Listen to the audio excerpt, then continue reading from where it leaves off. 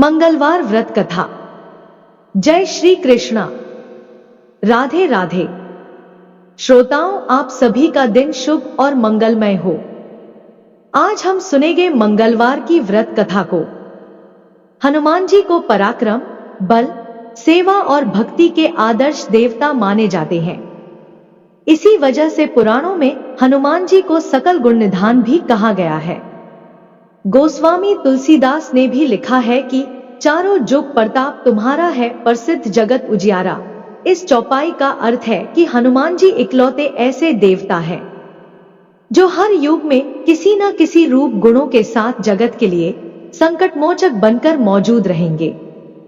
शास्त्रों में कहा गया है कि हनुमान जी की सेवा करने और उनका व्रत रखने से उनकी विशेष कृपा अपने भक्तों पर बनी रहती है। तो चलिए अब बड़ी ही श्रद्धा और प्रसन्नचित मन से हनुमान जी की कथा का रसपान करते हैं। व्यास जी ने कहा, एक बार नैमिषारण्य तीर्थ में 80,000 मुनि एकत्र होकर पुराणों के ज्ञाता श्री सूत जी से पूछने लगे, हे महामुने, आपने हमें अनेक पुराणों की कथाएं सुनाई हैं, अब कृपा करके हमें ऐसा व्रत और कथा बताएं जिसके करने से संतान की प्राप्ति हो तथा मनुष्यों को रोग, शोक, अग्नि, सर्व दुहक आदि का भय दूर हो, क्योंकि कलियुग में सभी जीवों की आयु बहुत कम है। फिर इस पर उन्हें रोग चिंता के कष्ट लगे रहेंगे, तो फिर वह श्री हरि के चरणों में अपना ध्यान कैसे लगा सकेंगे। श्री सूत जी बोले, हे मुनियों, आपने लोक कल्याण के लिए बहुत ही उत्तम बात पूछी है। एक बार युधिष्ठिर ने भगवान श्री कृष्ण से लोक कल्याण के लिए यही प्रश्न किया था। भगवान श्री कृष्ण और युधिष्ठिर का संवाद तुम्हारे सामने कहता हूं, ध्यान देकर सुनो। एक समय पांडवों की सभा में श्री कृष्ण जी बैठे हुए थे। तब युधिष्ठिर ने भगवान श्री कृष्ण से प्रश्न किया, हे प्रभु नंदनंद गोविंद, आपने मेरे लिए अनेकों कथाएं सुनाई है, आज आप कृपा करके ऐसा व्रत या कथा सुनाएं जिसके करने से मनुष्य को रोग चिंता का भय समाप्त हो और उसको पुत्र की प्राप्ति हो। हे प्रभु, बिना पुत्र के जीवन व्यर्थ है, पुत्र के बिना मनुष्य नरकगामी होता है, पुत्र के बिना मनुष्य पितृऋण से छुटकारा नहीं पा सकता और न ही उसका पुन्नग नामक नरक से उद्धार हो सकता है। अतः पुत्र दायक व्रत बतलाएं। श्री कृष्ण भगवान बोले, हे राजन, मैं एक प्राचीन इतिहास सुनाता हूं, आप उसे ध्यानपूर्वक सुनो। कुंडलपुर नामक एक नगर था, उसमें नंदा नामक एक ब्राह्मण रहता था। भगवान की कृपा से उसके पास सब कुछ था, फिर भी वह दुखी था। इसका कारण यह था कि ब्राह्मण की स्त्री सुनंदा के कोई संतान न थी। सुनंदा पतिव्रता थी, भक्तिपूर्वक श्री हनुमान जी की आराधना करती थी। मंगलवार के दिन व्रत करके अंत में भोजन बनाकर हनुमान जी का भोग लगाने के बाद स्वयं भोजन करती थी।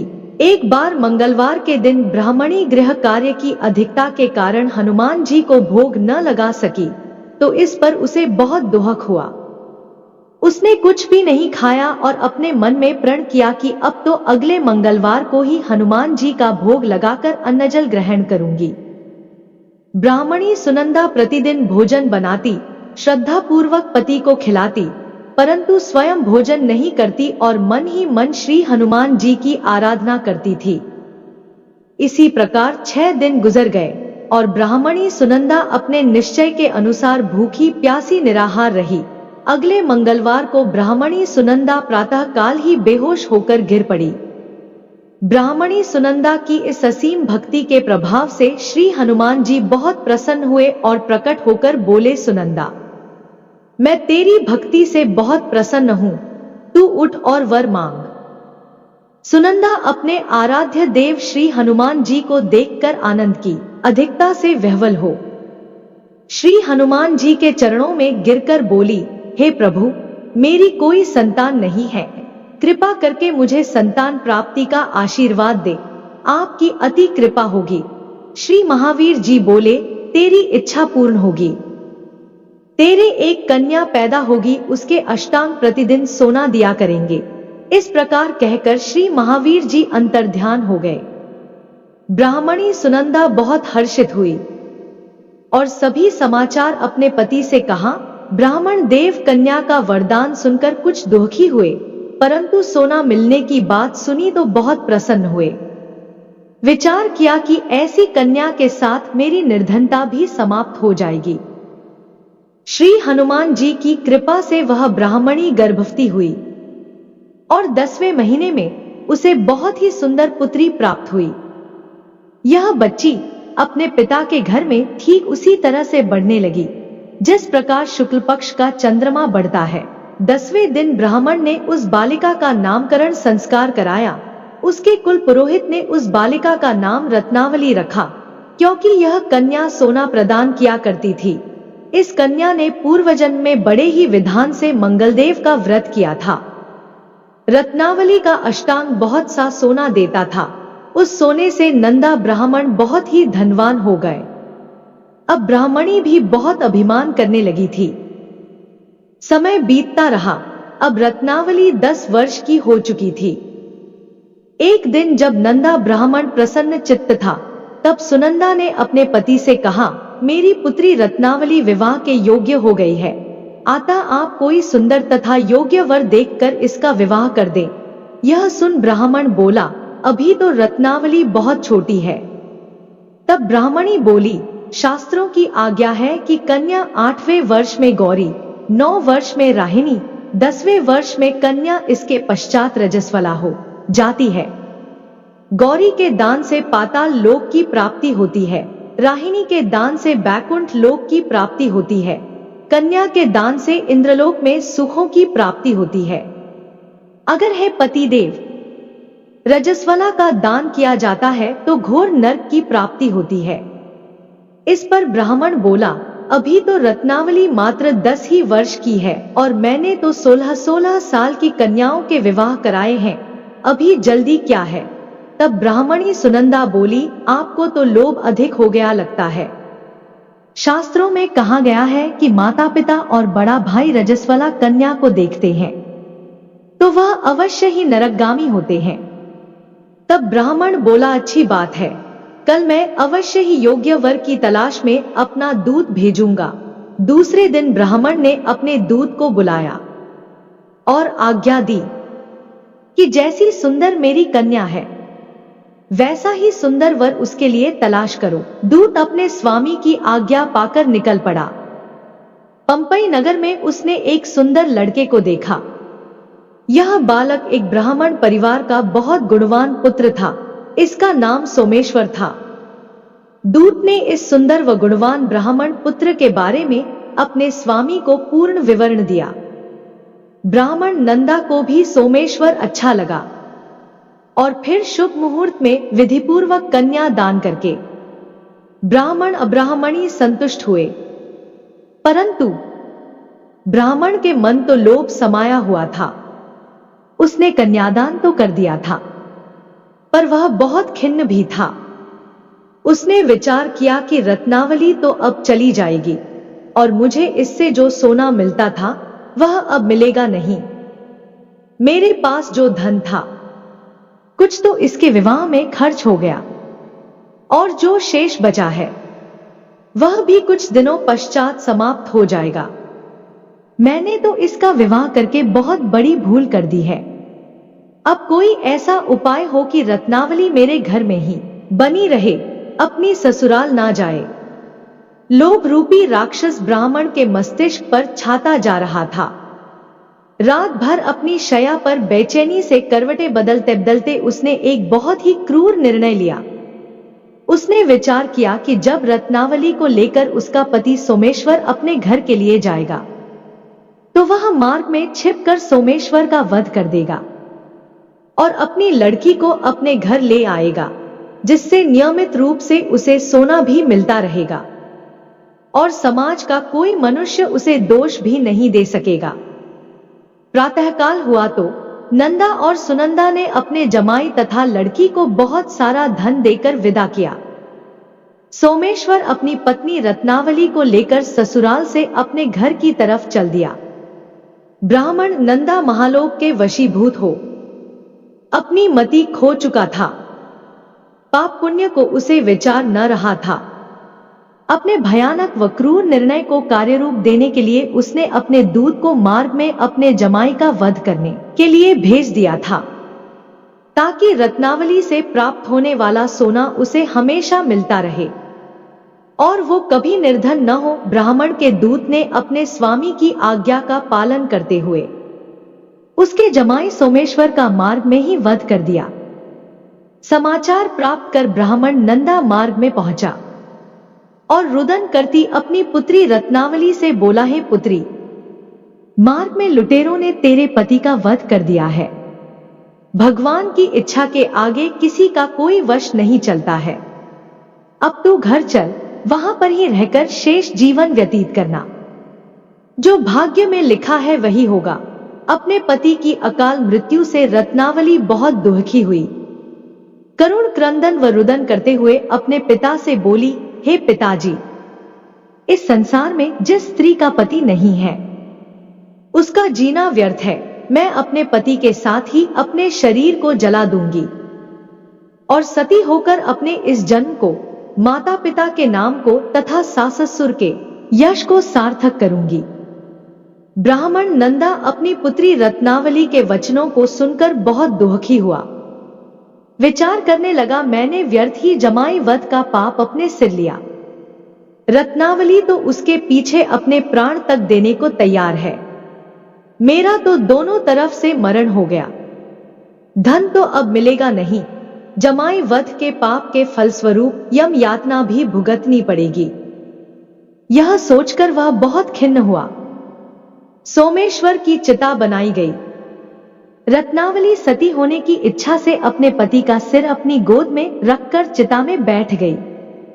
जैसे ही सोमेश्वर की चिता को अग्नि लगाई गई, वैसे ही प्रसन्न हो मंगलदेव वहां प्रकट हुए और बोले, हे रत्नावली, मैं तेरी पति भक्ति से बहुत प्रसन्न हूं, तू वर मांग। रत्नावली ने अपने पति का जीवन दान मांगा। तब मंगलदेव बोले, रत्नावली, तेरा पति अजर अमर है, यह महाविद्वान भी होगा और इसके अतिरिक्त तेरी जो इच्छा हो वर मांग। तब रत्नावली बोली, हे ग्रहों के स्वामी, यदि आप मुझ पर प्रसन्न हैं तो मुझे यह वरदान दीजिए कि जो भी मनुष्य मंगलवार के दिन प्रातः काल लाल पुष्प, लाल चंदन से पूजा करके आपका स्मरण करे, उसको रोग व्याधि न हो, स्वजनों का कभी वियोग न हो, सर्प, अग्नि तथा शत्रुओं का भय न रहे। जो स्त्री मंगलवार का व्रत करे वह कभी विधवा न हो। मंगलदेव तथास्तु कहकर अंतर्ध्यान हो गए। सोमेश्वर मंगलदेव की कृपा से जीवित हो उठा। रत्नावली अपने पति को पुनः प्राप्त कर बहुत प्रसन्न हुई और मंगलदेव का व्रत प्रत्येक मंगलवार को करके व्रतराज और मंगलदेव की कृपा से इस लोक में सुखैश्वर्य को भोगते हुए अंत में अपने पति के साथ स्वर्ग लोक को गई। तो प्रेम से बोलिए, हनुमान जी की जय। श्रोताओं तो आइए अब दूसरी कथा का श्रवण करते हैं। मंगलवार तथा मंगलिया की कथा। एक बुढ़िया थी।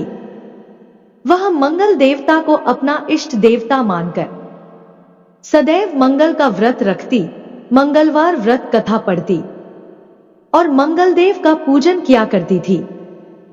उसका एक पुत्र था जो मंगलवार को उत्पन्न हुआ था। इस कारण उसको मंगलिया के नाम से बोला करती थी। मंगलवार के दिन न तो घर को लीपती और न ही पृथ्वी खोदा करती थी। एक दिन मंगल देवता उसकी श्रद्धा की परीक्षा लेने के लिए उसके घर में साधु का रूप बनाकर आए और द्वार पर आवाज दी। बुढ़िया ने कहा, महाराज क्या आज्ञा है? साधु कहने लगा कि बहुत भूख लगी है, भोजन बनाना है, इसके लिए तू थोड़ी सी पृथ्वी लीप दे तो तेरा पुण्य होगा। यह सुनकर बुढ़िया ने कहा, महाराज आज मंगलवार की व्रती हूं, इसलिए मैं चौका नहीं लगा सकती। कहो तो जल का छिड़काव कर दूं, उस पर भोजन बना ले। साधु कहने लगा, कि मैं गोबर से ही लिपे चौके पर खाना बनाता हूं। बुढ़िया ने कहा, पृथ्वी लीपने के सिवाय और कोई सेवा हो तो मैं सब कुछ करने के वास्ते उद्यत हूं। तब साधु ने कहा कि सोच समझ कर उत्तर दो, जो कुछ भी मैं कहूं सब तुमको करना होगा। बुढ़िया कहने लगी कि महाराज, पृथ्वी लीपने के अलावा जो भी आज्ञा करेंगे उसका पालन अवश्य करूंगी। बुढ़िया ने ऐसे 3 बार वचन दे दिया। तब साधु कहने लगा कि तू अपने लड़के को बुलाकर औंधा लिटा दे, मैं उसकी पीठ पर भोजन बनाऊंगा। साधु की बात सुनकर बुढ़िया चुप हो गई। तब साधु ने कहा, बुला ले लड़के को, अब सोच विचार क्या करती है। बुढ़िया मंगलिया मंगलिया कहकर पुकारने लगी। थोड़ी देर बाद लड़का आ गया। बुढ़िया ने कहा, जा बेटे, तुझको बाबाजी बुलाते हैं। लड़के ने बाबाजी से जाकर पूछा, क्या आज्ञा है महाराज। बाबाजी ने कहा कि जाओ अपनी माताजी को बुला लाओ। तब माता आ गई तो साधु ने कहा कि तू ही इसको लिटा दे। बुढ़िया ने मंगल देवता का स्मरण करते हुए लड़के को औंधा लिटा दिया और उसकी पीठ पर अंगीठी रख दी। कहने लगी कि महाराज, अब जो कुछ आपको करना है कीजिए, मैं जाकर अपना काम करती हूं। साधु ने लड़के की पीठ पर रखी हुई अंगीठी में आग जलाई और उस पर भोजन बनाया। जब भोजन बन चुका तो साधु ने बुढ़िया से कहा कि अब अपने लड़के को बुलाओ, वह भी आकर भोग ले जाए। बुढ़िया कहने लगी कि यह कैसे आश्चर्य की बात है कि उसकी पीठ पर आपने आग जलाई और उसी को प्रसाद के लिए बुलाते हैं। क्या यह संभव है कि अब भी आप उसको जीवित समझते हैं? आप कृपा करके उसका स्मरण भी मुझको न कराइए और भोग लगाकर जहां जाना हो जाइए। साधु के अत्यंत आग्रह करने पर बुढ़िया ने ज्यों ही मंगलिया कहकर आवाज लगाई, त्यों ही वह एक ओर से दौड़ता हुआ आ गया। साधु ने लड़के को प्रसाद दिया और कहा कि माई, तेरा मंगलवार व्रत कथा पढ़ना सफल हो गया। तेरे हृदय में दया है और अपने इष्ट देव में अटल श्रद्धा है, इसके कारण तुमको कभी कोई कष्ट नहीं पहुंचेगा। तो प्रेम से बोलिए हनुमान जी की जय। प्रिय श्रोताओं, आइए अब हम सब हनुमान चालीसा के पाठ का श्रवण करते हैं। श्री गुरु चरण सरोज रज, निज मनु मुकुरु सुधारी। बरनु रघुबर बिमल जसु, जो दायकु फल चारी। बुद्धिहीन तनु जानिके, सुमिरो पवन कुमार। बल बुद्धि विद्या देहु मोहि, हरहु कलेस विकार। जय हनुमान ज्ञान गुण सागर, जय कपीस तिहु लोक उजागर। राम दूत अतुलित बल धामा, अंजनी पुत्र पवन सुत नामा। महावीर विक्रम बजरंगी, कुमति निवार सुमति के संगी। कंचन बरन बिराज सुबेसा, कानन कुंडल कुंचित केसा। हाथ वज्र अरु ध्वजा बिराजे, कांधे मूंज जनेऊ साजे। शंकर सुवन केसरी नंदन, तेज प्रताप महाजगवंदन। विद्यावान गुणी अति चातुर, राम काज करिबे को आतुर। प्रभु चरित्र सुनिबे को रसिया, राम लखन सीता मन बसिया। सूक्ष्म रूप धरी सियहि दिखावा, विकट रूप धरी लंक जरावा। भीम रूप धरी असुर सहारे, रामचंद्र के काज सवारे। लाए सजीवन लखन जियाए, श्री रघुबीर हर्षि उरलाए। रघुपति कीन्ही बहुत बड़ाई, तुम मम प्रिय भरतहि संभाई। सहज बदन तुम्हारो जस गावे, अस कही श्रीपति कंठ लगावे। संकादिक ब्रह्मादि मुनीसा, नारद सारद सहित अहिसा।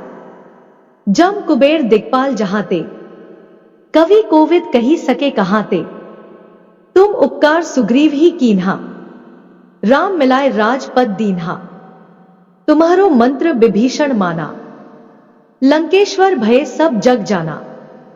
जुग सहस्त्र जोजन पर भानु, लिल्यो ताही मधुर फल जानू। प्रभु मुद्रिका मिली मुख माही, जल्दी लागी गए अचरज नाही।